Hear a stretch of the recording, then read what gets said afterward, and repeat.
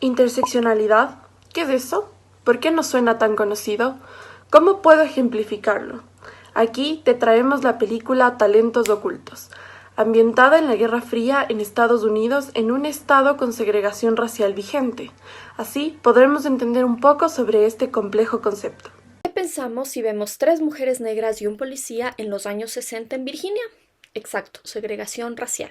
Y es que Estados Unidos estaba en medio de la lucha por los derechos civiles que buscaba que los negros sean considerados hombres de la misma categoría que los blancos.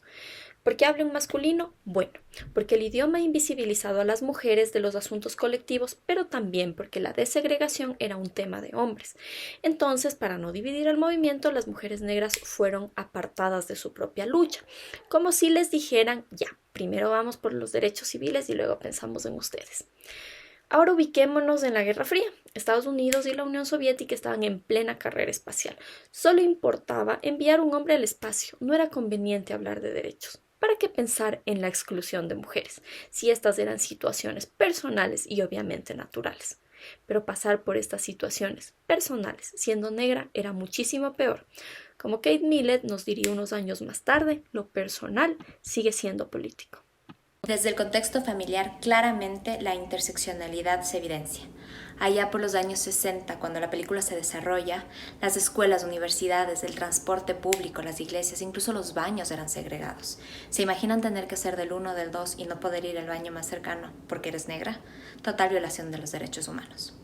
En fin, la lucha de las mujeres negras no solo se daba por ser mujeres, por sus derechos civiles y políticos, sino que además tenían que soportar ser tratadas como ciudadanas de segunda categoría cuando ya los negros eran tratados como ciudadanos de segunda categoría, por temas de racismo y de clase. Su lucha era múltiple para que marque una pauta diferente y real. Debían luchar por y para ser mujeres, trabajadoras, madres, estudiantes y gozar de iguales derechos que un hombre blanco y de clase alta. Todas estas eran luchas sumadas, entrelazadas y propias de las mujeres negras. El ámbito laboral es uno de los espacios donde interactúan múltiples discriminaciones hacia la mujer. Por ejemplo, en los años 60, nadie se podía imaginar mujeres trabajando en la NASA. Claro que no, y mucho menos mujeres negras. Peor. El feminismo interseccional nos ayuda a entender que ser mujer y negra implica ser racializada, sexualizada, discriminada, explotada, violentada, ocultada. Hasta el día de hoy es más fácil imaginar mujeres negras conserjes, lavanderas, niñeras, cocineras, empleadas domésticas, pero no científicas, ni poetas, ni políticas. Históricamente, las decisiones laborales han sido tomadas desde el parámetro blanco, heterosexual, macho, clase alta. Al feminismo interseccional no se le escapa una, nos ayuda a entender cómo operan todas estas categorías y cómo podemos transformarlas. La segregación, a más de ser legalmente avalada, estaba totalmente enraizada en la sociedad. Es así que mujeres afroamericanas consideraban que ciertos espacios como la ingeniería no eran para ellas, porque habían sido para hombres blancos. La combinación patriarcado más racismo es nefasta porque cruza todas las instituciones sociales. Por eso es tan importante el feminismo interseccional, que cuestiona los estereotipos y las desigualdades estructurales. Estas tres historias muestran que existen barreras que se van transformando, pero que mantienen este sistema de segregación.